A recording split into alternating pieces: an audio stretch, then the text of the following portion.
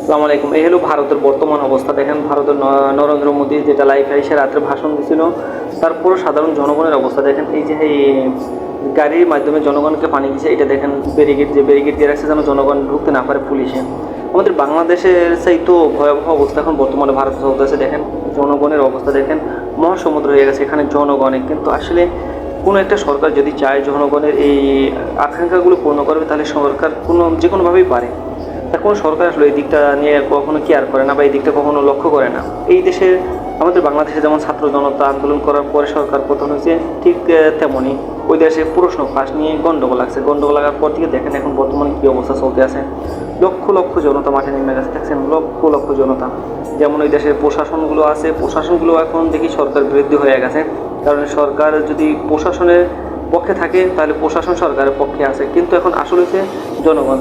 দেশের যদি জনগণ ভালো না থাকে তাহলে আপনি সরকার প্রশাসন এটা দিয়ে কী হইবে বলেন? কিচ্ছু হইবে না। এই যে দেখেন হিন্দু মুসলমান আপনারা তো ভাগ করতেছেন, কিন্তু এখানে কোনো হিন্দু মুসলমান ভাগাভাগ আছে? এই যে লোকটা সাদা দাঁড়ে, এই লোকটা কিন্তু হিন্দু। দেখেন তো এই যে এই হচ্ছে মুসলমান, এই হচ্ছে হিন্দু। তা আপনারা যারা ভারতে আছেন, আপনারা কিন্তু কিছু সুবিধাপাটি লোক আছে, একটু তাকাই দেখেন। এই সুবিধাপাটি লোকগুলোর জন্য আসলে দুনিয়াটাই গণ্ডগোল লেগে থাকে। দেখছেন তো এখানে হিন্দু মুসলমান কোনো ভেদাভেদ আছে? কোনো ভেদাভেদ নেই। কিন্তু আপনাদের মতো কিছু সুবিধাপাটি লোক যারা আছে তারা শুধু ভাগ করে যে অমুকে হিন্দু তমুকে মুসলমান। এটা আসলে মুসলমান কখনো ভাবে না যে অমুকে হিন্দু তমুকে মুসলমান। এটা আসলে মুসলমানদের ভিতরে কখনো যায় না। মুসলমান একে অপরকে ভাই হিসাবে বন্ধু হিসাবে মনে করে।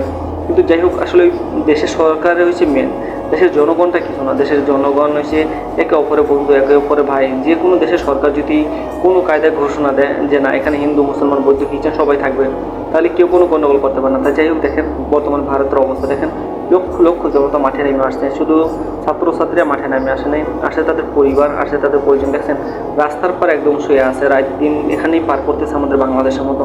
আমাদের বাংলাদেশটাও 36 দিন পর সরকার পতন হয়েছিল, আর এই দেশ এখন চলতেছে। দেখেন মুসলমানরা এখানে লক্ষ লক্ষ মানুষের জন্য খাবার নিয়ে বসে আছে, যার যেরকম পারছে। হিন্দু মুসলমান কেউ কোনো ভেদাভেদ নেই, সবাই খাওয়া যেতেছে। দেখেন আরেকজনের পাখা দিয়ে বাতাস করতেছে, কে হিন্দু কে মুসলমান এটা দেখার কোনো বিষয় না। এখন আসলে হচ্ছে দেশের জনগণ ভালো থাকলে তো সব ভালো। দেখছেন আপনারা যারা মৌলবাদী বলেন, যাদেরকে পাকিস্তানি বলেন, তারা আজকে দেখেন এই দেখেন হিন্দু পণ্ডিত মুসলমানকে বাতাস করে। দেখেন এই ভিডিওটা দেখছেন হিন্দু পণ্ডিত সে মুসলমানকে বাতাস করতেছে, মুসলমান বসে বসে নামাজ পড়তে আছে। তারা আপনাদের মতো কিছু সুবিধাপাটি লোক, এটা আপনারা ভাগ করেন কিভাবে সেটা বুঝি না। তা যাই হোক, আমাদের বাংলাদেশ যেমন অতি তাড়াতাড়ি 36 দিনের ভিতরে সব কিছু সমাধান পাইছে, বা যেরকম হোক সরকার পতন হওয়ার পরে বাংলাদেশের জনগণ একটু শান্তি পেয়েছে, এটা আমার মনে হয় যে এখন ভারতও সেই অবস্থা হইব। কিছু ভিডিওতে দেখা গেছে যে নরেন্দ্র মোদী নাকি পালিয়ে গেছে। আসলে ঘটনাটা সত্যি নাকি মিথ্যা জানি না। তা আমরা আশা করি যে ভারতের যে অবস্থা এটা অতি তাড়াতাড়ি এটা তারা ফলাফল পাইব।